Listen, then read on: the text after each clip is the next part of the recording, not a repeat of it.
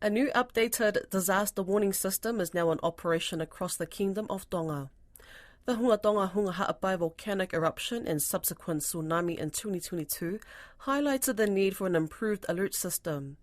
The new warning system sits at the new building of Tonga's Broadcasting Commission.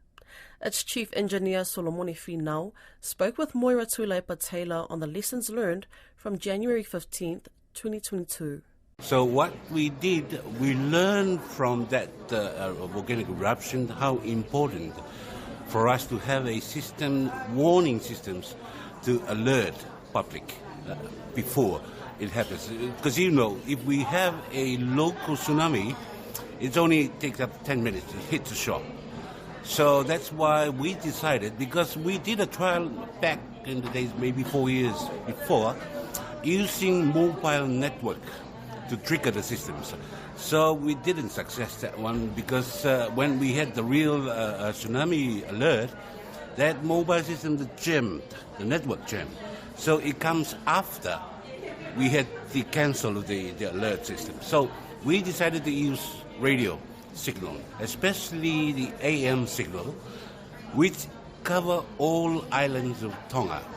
So we decided to have a system that can control from Met Office, the weather office.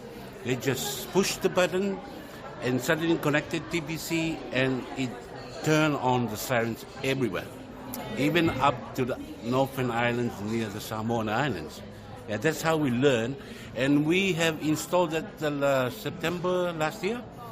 We installed that siren and we did some testing, about 1 or 2 months testing with the Japan company who installed it. And now it's working very well. And so now our TD, I'm also involved in the National Technical Committee for Early Warning Systems. We have put up some TOR, we have put in some scheduled procedures. Like we are testing the siren every last Friday of every month.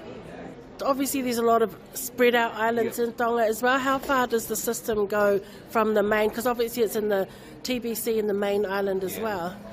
What we use, we have two systems. Like we have an antenna with the siren speakers, and we have a remote activation receiver, which is a radio. Like you said, the scattered islands, so it makes no sense for us, like a small islands with only about 2 or 3 families, to put a tower there. So what we did, we give them a receiver. So that receiver works the same thing with the tower one. So it makes sense. So we distributed about 80 towers with the speaker sounds, and we also distributed about 500 remote activated receiver. So right now we are ordering more. They are demanding more, especially from the 2 northern islands near the Samoan.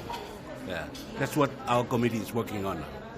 Because I guess too, after the volcanic eruption and the tsunami, that people are now recognizing the importance of those early warning systems. Wow. Way back in December, I don't know what date was that, that's when we all finalized everything, tested everything ready. In December, we had a big earthquake on one Friday night. This is Friday night. And this early warning system kicked off immediately. And that sound, people already familiar with that sound because we already broadcast on TV and radio the awareness programs. Which village you're going to go, that village, because the higher ground, those on the coastline, you have to run to a bigger building, And I can tell from that Friday night that people has been educated and they are now, it's like normal for them. Once they hear the siren, they know where to go, which one is closer for them.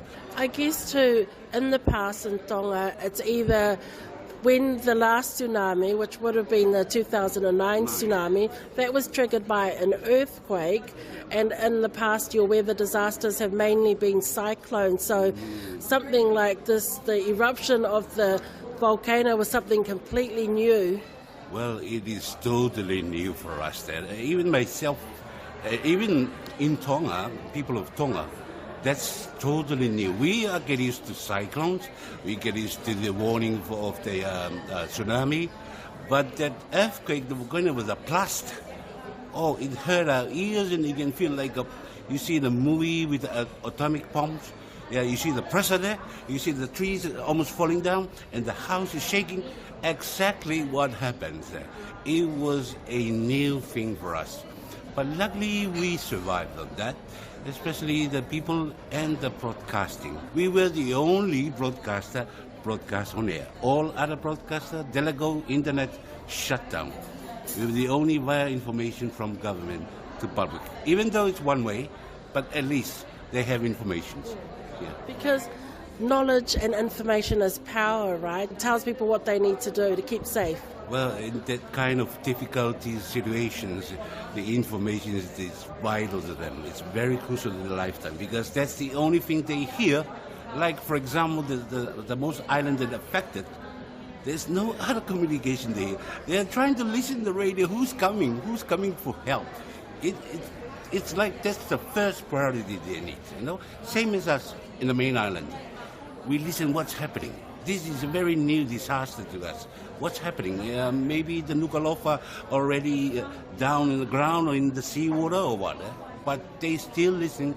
We are giving them information, just strengthen them not to panic. And the government relaying their message, even the prime ministers, the ministers. So I think we did a good job on that. Solomone Finau travelled from Tonga to Aotearoa to take part in the recent Pasifika TV CEO GM Pacific Broadcasters Conference in Auckland.